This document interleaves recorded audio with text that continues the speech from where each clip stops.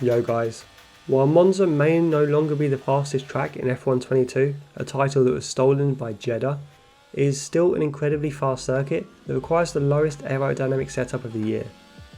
There are multiple places to overtake, despite there only really being 5 different corner complexes.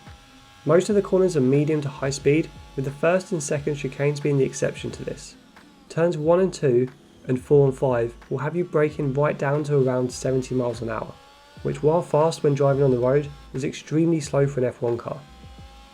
But starting with the aero setup for Monza, I've gone incredibly low with just 1 on the front wing and 4 on the rear wing.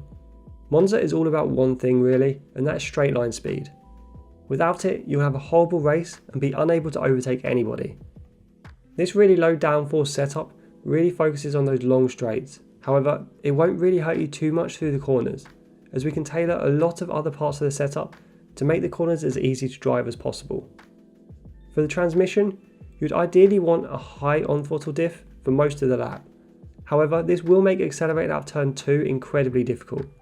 It's such a slow and tight corner that finding traction is very hard, yet vitally important to be able to carry speed into Curva Grande.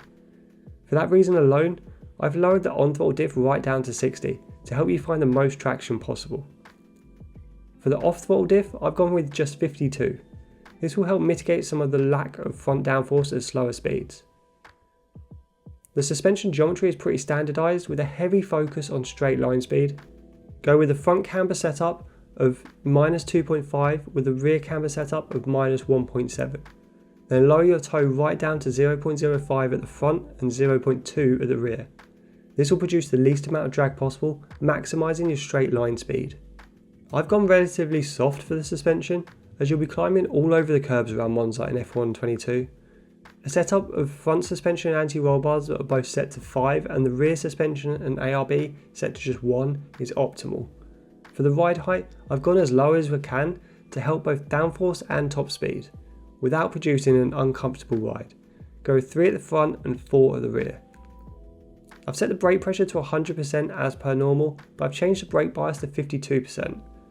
The more frontward focused brake bias will help reduce your stopping distance, which is vital into turn 1.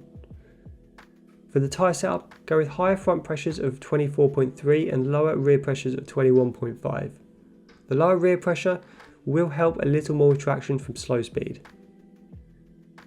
And that will round out our Italian F1 22 car setup.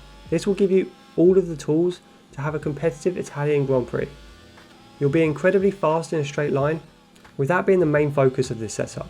But I've also created a more compliant car when accelerating at slow speeds, which is often the main challenge around Monza. Let me know if you like this setup in the comments below and hit that like button if you do. As always, subscribe to our channel if you want more daily F1 22 content. But for now guys, I'll see you on track.